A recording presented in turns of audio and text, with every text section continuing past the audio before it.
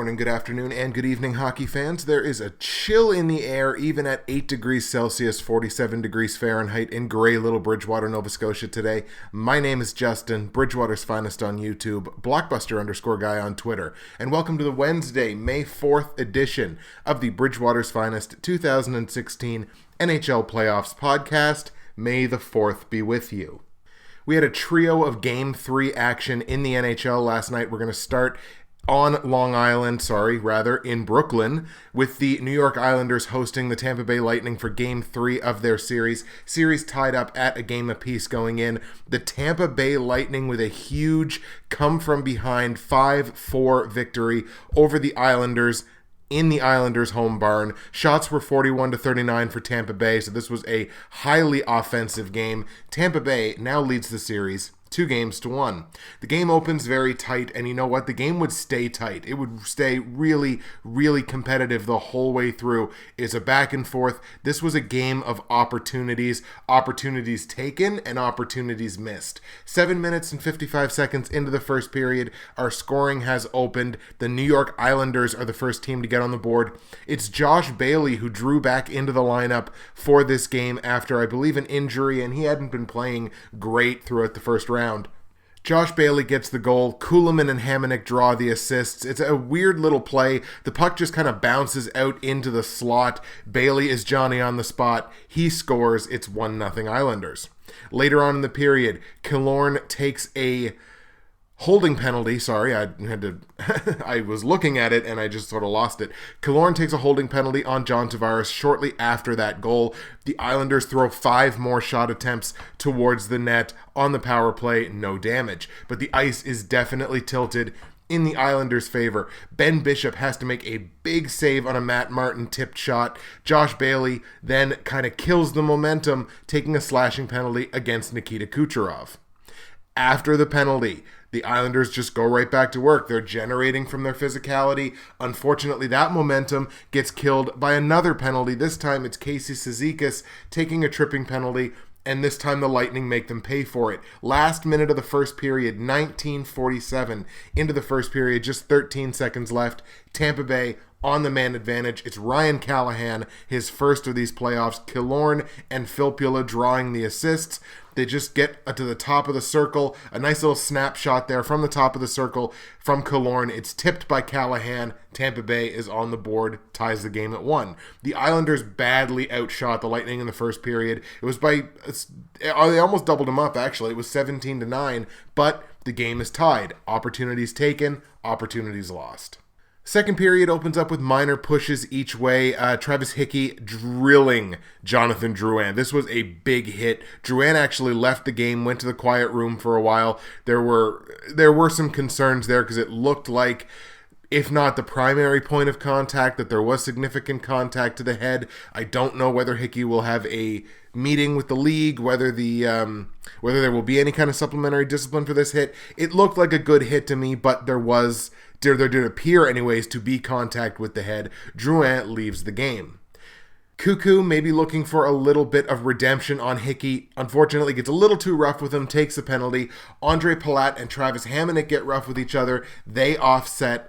And at the end of the Islanders' power play that came subsequent to those plays, 8-10 in the second period, Tampa Bay takes advantage of an opportunity. Tampa Bay takes the lead. It's Victor Hedman, his second goal of these playoffs. Tyler Johnson drawing the only assist on that one. Johnson wins the faceoff. Back to Hedman. It was a screened one-timer. It gets through. Hedman scores. Tampa Bay takes the lead. Middle of the second period, we got a block party opening up here, guys. Multiple blocks on each side. Tampa Bay starting to get some chances, but again, Tampa Bay gets the chances. Opportunities taken, but they were taken by the Islanders. They get an opportunity, they convert on it. 14:50 into the second period. The Islanders tie this game. Nick Leddy with his first of these playoffs. He's played rather well in these playoffs, so kind of a surprise that it's only his first. Clutterbuck and Cizikas picking up the assists on the Nick Leddy goal. It was a screened shot from the point. The puck gets back to the point, and Leddy finds a home for it. In a close game like this, in tie games, it can come down to the goaltending, and both goaltenders have to come up big. 4 chances apiece in the late second period. The late second period was a bit of a scramble, lots of offense, and both goaltenders come up huge. Second period ends. We go into the third, some penalty trouble on both sides. Casey Cizikas takes a boarding penalty, and Jason Garrison gets nailed for a high stick, but the Islanders are the team that takes advantage of it. 2:27 into the third period, Josh Bailey, his second goal of the game, second goal of the playoffs, on the power play. Hickey and Prince drawing the assist. The puck's in behind the net. A backhanded centering pass from Hickey right on the tape of Josh Bailey, and he makes no mistake. The Islanders take a 3-2 lead. But before you can blink, 3:25 into the third period, less than a minute, just barely less, but less than a minute later, Tampa Bay ties the game again. It's Nemesnikov with his first of the playoffs, Filppula and Killorn drawing the assists, and it basically looked like a copycat, a carbon copy of the second Josh Bailey goal. The puck's in behind the net, it's a backhanded centering pass, Nemesnikov finds it, and it finds the back of the net. We have a tie game again, it's 3-3. We see a minor New York Islanders push after that tying goal. Ben Bishop has to come up with a big stop on a Franz Nielsen tip in front of the net, changes direction. Bishop is equal to the task. The physical game picks up. Lots of hitting on both sides here, but neither team are really reaching out and grabbing hold of this game. The Islanders look to be the first team to do that. Middle of the third period, 11:23 into the third, the Islanders break the tie. It's Cal Clutterbuck, his second of the playoffs. Cizikas picking up the assist. Just another weird play. It was a clearing attempt that bounces off of Cizikas' skate, and it just finds Clutterbuck. That's the second time that a fortuitous bounce for the Islanders results in a goal. Cal Clutterbuck beating Ben Bishop and taking a 4-3 lead for the Islanders. 30 seconds later, the Islanders nearly ice it. This could have been the game breaker, but Bishop with a game-saving save just 30 seconds later. Josh Bailey, a wide-open wrist shot, looking for the hat trick. Ben Bishop, a huge glove save, keeping the Lightning alive. Another big game breaker, Jonathan Drouin. Drouin steps in, returning to this game, and after Drouin returned, the Lightning were really energized. You got a big late third period push with the empty net for Tampa Bay, and last minute, 19:21 into the third period, just over 40 seconds left, or just under 40 seconds left, in the game. Kucherov with his 7th goal of these playoffs. He comes up big off of a centering pass from Jonathan Drouin. So there you go. Drouin returns to the game. He plays the hero, setting up Kucherov for the game-tying goal. Victor Hedman drawing the other assist on that one. Drouin, now, granted, he did center the puck into a 1-on-4. He centered the puck in the middle of 4 Islanders. But you know what? It was a seeing eye pass, call it what you will. It finds Kucherov, and Kucherov finds the back of the net on the wrist shot. We got a tie game heading to overtime, and the Islanders completely drop the ball in overtime. They generate nothing in the overtime period. It's all Tampa Bay.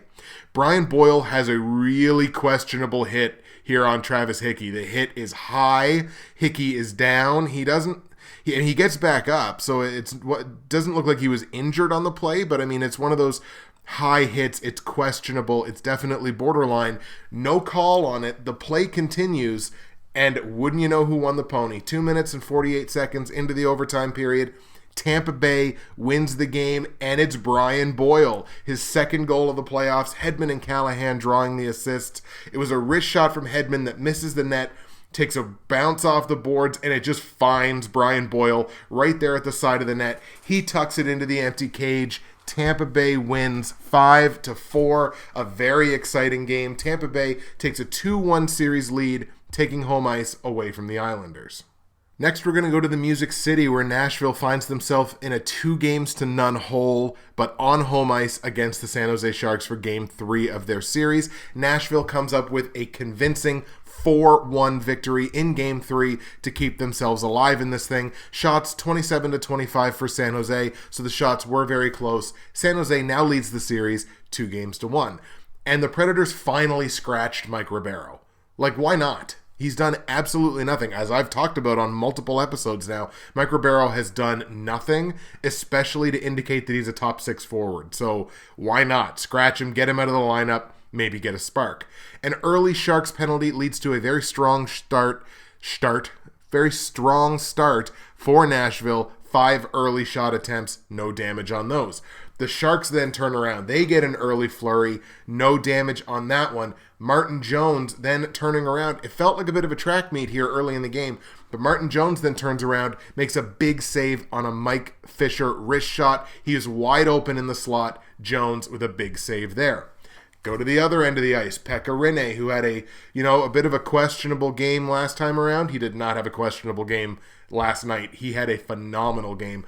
Pekka Rinne at the other end, equal to the task on both Roman Polak's big slap shot from the point and a scramble in front of the crease where the Sharks get a couple of opportunities. Pekka Rinne does his best Gumby impression and keeps the puck out. San Jose starts to open this thing up physically a little bit.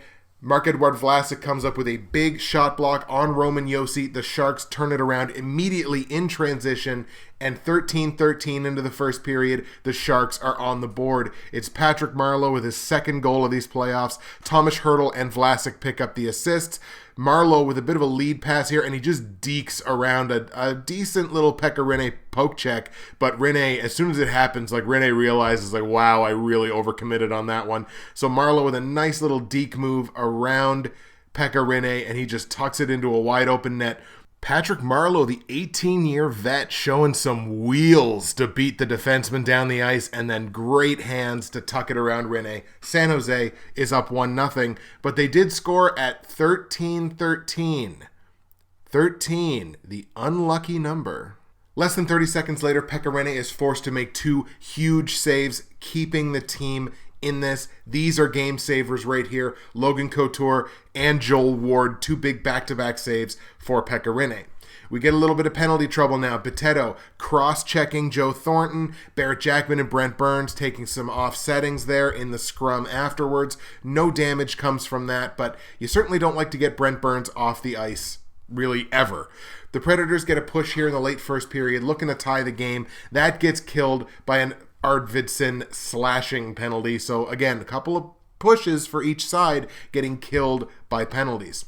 Nashville opens up the second period with more physicality. They level 4 straight hits. Jonas Donskoy takes a bad double minor high stick for the Sharks, puts the Preds on the power play, and they convert. 5:11 into the second period. Nashville on the power play. It's James Neal, his third of these playoffs.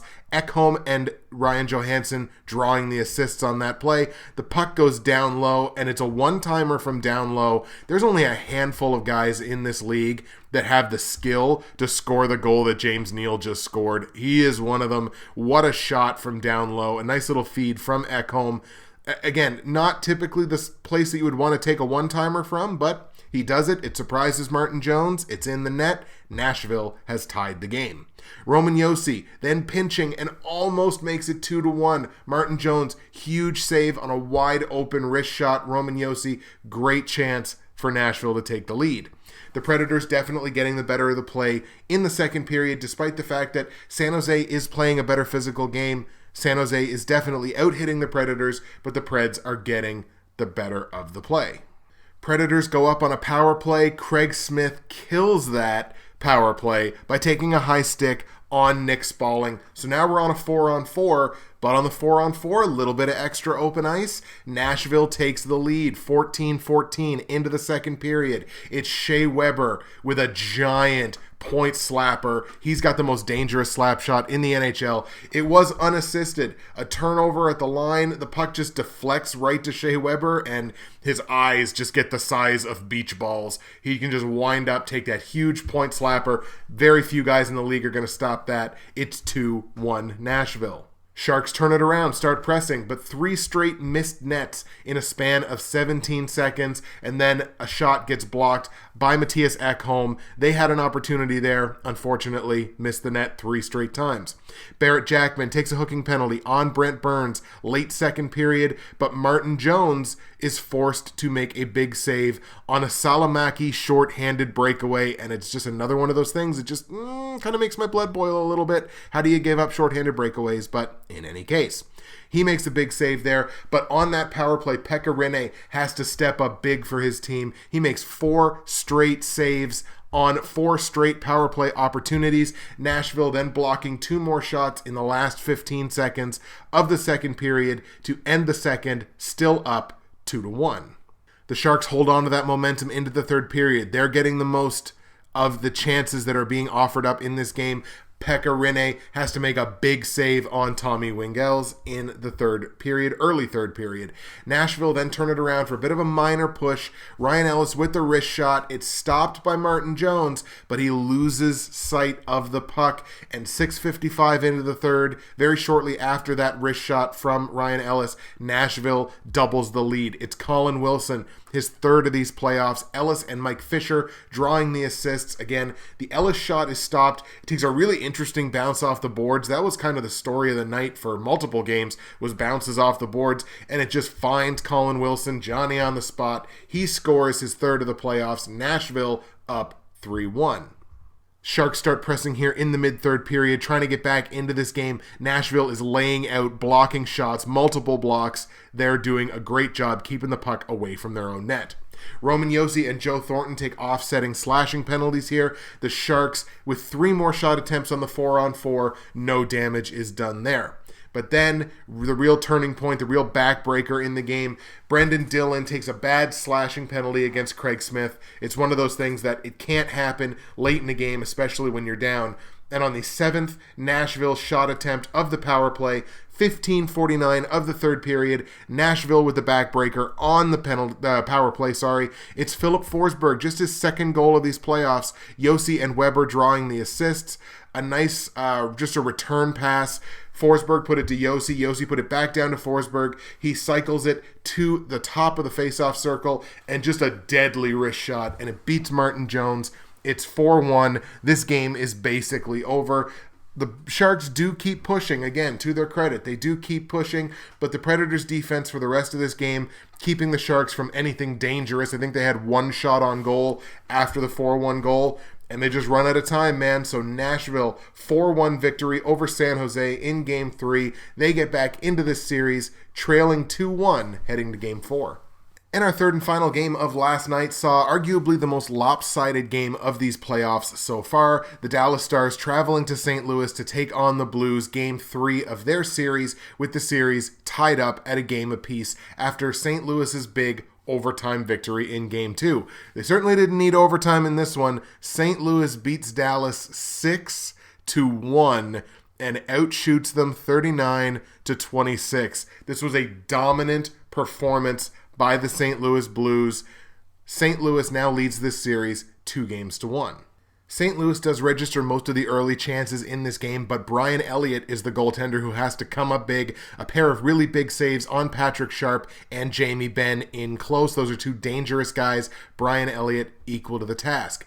Dallas does start to make a bit of a minor push here. A pair of St. Louis blocked shots, but on Dallas's third attempt in just a 7-second span, they open the scoring. 4:44 into the first period. Dallas is on the board. It's Colton Sevier with his first goal of these playoffs. Spezza and Oduya draw the assists on the Sevier goal. Sevier getting his own rebound off of a blocked shot, taking it to his backhand and tucking it behind Brian Elliott. It is 1-0 Dallas. Less than a minute later, you barely have time to stop booing at the fact that the road team just opened the scoring. 5 minutes and 41 seconds into the first, St. Louis ties this thing up. Alexander Steen with his second goal of these playoffs. Stastny and Brouwer with the assists. The steal the puck, beautiful little tic-tac-toe passing. It ends with Alexander Steen. He scores, and it's 1-1. The Blues really energized by that goal. They record the next 3 shots after the goal. They're out-hitting Dallas, and they're owning the face-off circle, and that is very, very important. You got both teams here who are working hard to get down, block those shots. St. Louis does get penalized, but they got 3 more shot blocks on that penalty kill to really make nothing of the Dallas power play. Vernon Fiddler then takes a slashing penalty on Jaden Schwartz shortly after they end the power play, and St. Louis wastes no time on their own power play. 16-10 into the first period, St. Louis takes the lead on the power play. Sorry about that. On the power play, it's David Backes, his fourth goal of these playoffs. Shattenkirk and Tarasenko draw the assists on Backes' fourth. Just a slap shot from Shattenkirk, which is a beautiful tip by Backes. There are only a handful of guys probably in the league that can make a tip like that. David Backes has excellent hands. He's the captain, and he puts St. Louis on top 2-1. Dallas generate a big push here to end the first period. 7 shot attempts. Unfortunately, 3 of them miss the net, and 1 of them is blocked. So they only get 3 shots actually through on Brian Elliott. No damage on that push, but it is definitely momentum. The Blues, though, are the team that opened the second period on the strongest note. They win a defensive zone faceoff, and they take the puck straight down the ice like there was just nothing to it. 2:34 into the second period. St. Louis extends their lead. Troy Brouwer with his 3rd goal of the playoffs. Bouwmeester and Pietrangelo, the defensive pairing, get the assists there. And honestly, it's just Bouwmeester headmans the puck up to Troy Brouwer. He just drives on the defenseman, I think it was Russell, who was playing on his offside, so he's not typically used to playing on that side, and Brouwer just beats him, man. He just totally dekes him out, takes it to the front of the net, and Niemi puts up no fight for this puck at all. So boom, it's up, it's in the net, and the Stars, for the 4th time in these playoffs, pull their goaltender. Good Lord. You're not giving anybody any time. Anyways, I went on a... If you want to check my Twitter account, Blockbuster_guy, this morning, I went on a bit of a Lindy Ruff rant. So if you're interested in reading that, it's on my Twitter account, twitter.com/Blockbuster_guy. I talk a little bit about Lindy Ruff and why I think Dallas is going to ultimately lose this series. Anyways, Dallas pulling Niemi, bringing Lehtinen in after they pulled Lehtinen in Game 2 and brought Niemi in. As I mentioned, 4th goaltending change in these playoffs. It certainly doesn't help them. 3 minutes and 50 seconds into the second period, just a minute 16 after St. Louis's last goal, St. Louis scores another one. Tarasenko with his 5th of the playoffs, Berglund and Fabry picking up the assist. It's a nice little bit of tic-tac-toe passing. Tarasenko tries to center the puck again. It deflects in, I believe, off of a Dallas player. It counts. Tarasenko's on the board. St. Louis now up 4-1. And that 4-1 goal really felt like it was the end of the game. It felt like they could have ended the game right there, and we would have been no less rich for it. Jamie Benn takes a very lazy tripping penalty on Jay Bouwmeester. He just looks defeated. After that 4-1 goal, Jamie Benn in particular just looks defeated for the rest of the game. Later, we got Jason Demers taking a tripping penalty on Kyle Brodziak. Reeves and Fiddler get into it. That's a little bit of foreshadowing, especially for Reeves. They get into it. They get taken off the ice. St. Louis does generate a massive push after the power play, the Jason Demers tripping Brodziak power play. Major push after that. 9 straight attempts after the power play, but no damage. Honestly, Kari Lehtinen did not play badly after he was brought into the game. Maybe that's what Dallas should start doing. They start the game with one goaltender and they pull him after a minute to bring in the other goaltender, because it seems like they play better after they do that. So maybe I'm the idiot, maybe Lindy Ruff is a genius. Anyways, Dallas gets into some more penalty trouble. Antoine Roussel gets tagged for a delay of game, puck over glass. You play with fire, you're going to get burned. 18:03 into the second period. St. Louis on the power play. It's Alexander Steen again. 2nd goal of the game, 3rd of the playoffs. Tarasenko and Schwartz drawing the assists on that goal, and it's just a wrist shot again that it just trickles through Kari Lehtinen. He got most of it, he just didn't get enough. And again, Lehtinen certainly did not play badly after he was brought into this game. That one just plain beats him. Dallas then gets a power play opportunity. Jay Bouwmeester takes a tripping penalty. They get an opportunity here. They generate 1 shot on the power play. 1 shot. I think they only had like 2 attempts. 1 shot. I sensed very little desperation out of Dallas late in this game, especially, as I mentioned, after that 4-1 goal. There was just no desperation in their play. They were getting chances, but I wouldn't characterize most of their chances as dangerous chances. Jamie Benn then later, as I mentioned, kind of defeated, takes a cross-checking penalty on Alex Pietrangelo. Kari Lehtinen has to come up big and stone Paul Stastny on the backhand. At least Lehtinen came to play, so he makes a big save on Paul Stastny. Colton Parayko then roughs Radek Faksa. You got another power play opportunity. 0 shots on the Dallas power play, and then they take a hooking penalty. Like, my God. Just how frustrating is that for anybody in the fan base, much less the actual players, coaching staff, everything like that. Then we get into some nasty stuff. There's some nastiness to end this game, unfortunately. Johns with a bad check on Pietrangelo from behind. Looked really nasty. Luckily, Pietrangelo looked like he wasn't injured, but that was just one of those, oh God, that looked bad. And that prompted Ryan Reeves to get in there and have a little fight with McKenzie, which wasn't really much of a fight because basically McKenzie just like, I don't want any piece of this. And Reeves, like he was trained in the WWE Performance Center. It was a thing of beauty. He's throwing a couple of shots. He stands up. He just stands up straight, and he's just looking at him. And then he skates away, and he blows a kiss to the Dallas bench. And I was like, oh, man, that is just a thing. Again, as a wrestling fan, it warms my heart because that is just straight out of WWE. It's amazing. Troy Brouwer then killing a subsequent power play by taking a slashing penalty on Radek Faksa. But on the 4-on-4, I mean, it's just a microcosm of the game, isn't it? 18:06 into the third period, St. Louis scores again. This time it's David Backes, second of the game, fifth of the playoffs. He's having himself a hell of a playoff. Gunnarsson draws the only assists. They just send the puck to the wide open wing, and Backes, there's nobody around him. So he's just like, okay, thank you very much. And he wrists it home behind Kari Lehtinen. It is now 6-1 St. Louis, and that is the way the game ends. Dallas was defeated, and they were dominated by a superior opponent in this game. I'll be very interested to see how Dallas responds to this, but unless they respond phenomenally, I tell you something, if they don't win Game 4, this series is over in 5. So we only have one game tonight in the NHL in the playoffs second round, but before we get into that, a little bit of news and notes from around the league. The Foundation Players Award nominees were announced yesterday. This is an award that honors community service among players. The nominees this year, Montreal's PK Subban, Calgary's Mark Giordano, and the New York Islanders' Matt Martin.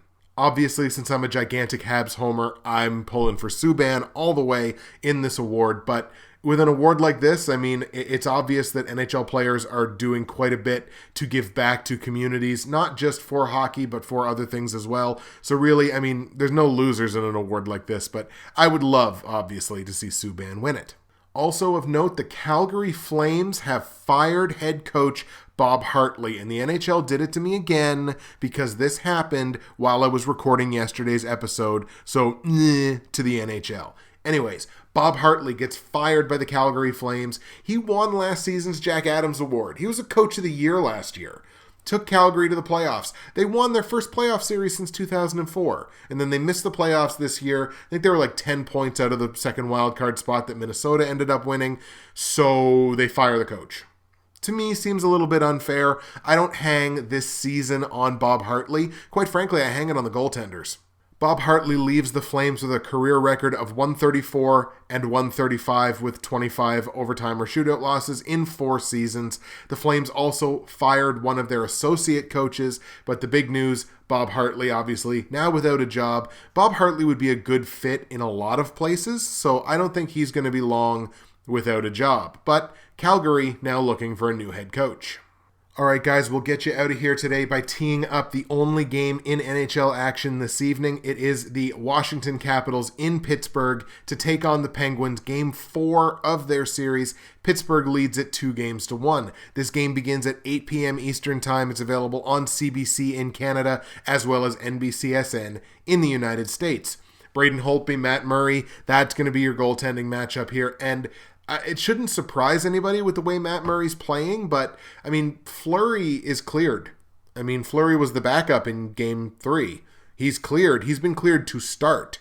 He's still not starting, and basically, I think the way the Penguins are going to play this is they're going to ride the hot hand until his play kind of tails off, and then they might turn back to Marc-Andre Fleury.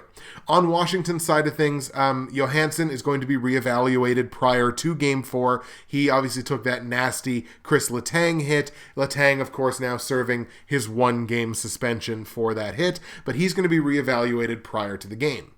Will the real Alex Ovechkin please stand up for the Washington Capitals? So 3 games in this series, he's got 14 shots, and he's a +3. He's not playing poorly, but you have Alex Ovechkin basically for one primary reason, and that is to score goals. Ovechkin's got only 1 goal. 1 goal on 14 shots. All 14 of those shots obviously are dangerous. There's a built-in danger given the fact that it's Alex Ovechkin. But he's only got 1 goal off of those 14 shots. Alex Ovechkin, and this is so unfair of me to say, Ovechkin's just got to find the net. He's got to find a way to get something by Matt Murray. Once he does that, I think the whole Capitals team is going to get a giant push off of that. Giant momentum. It's going to be all kinds of confidence when they see their top guy finally get another one past Matt Murray. Does anybody else feel bad for Braden Holtby? Not really that he's been playing poorly, because obviously he hasn't. He's been playing phenomenally, but I feel bad for him given the fact that his record is only 5-4. Washington, their goal scoring has let their goaltender down in a big, bad way. They're only scoring 2.33 goals per game. You look at Braden Holtby's numbers. He's got a 144 goals against average and a 949 save percentage. And he's only 5-4.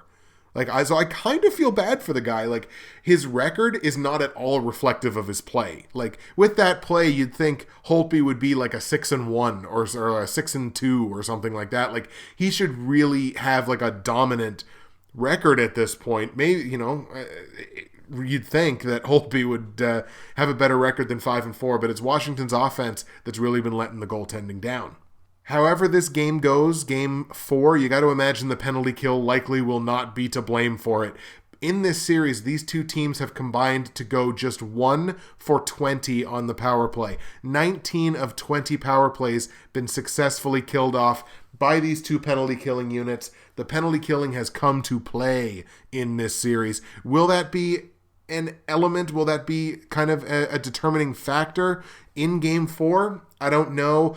I think Washington needs to win this game to stay in the series. I think if they go down 3-1, they've got no chance. Like, they might come back and win game 5 in Washington, but I don't think they win game 6 in Pittsburgh. I like Washington to win this game. I think to stick in this series, I said this was going to go 7 and be an instant classic, so I need Washington to come up big tonight. I think they will. It's going to be a low-scoring, tight game. I like Washington to win tonight by a score of 2-1.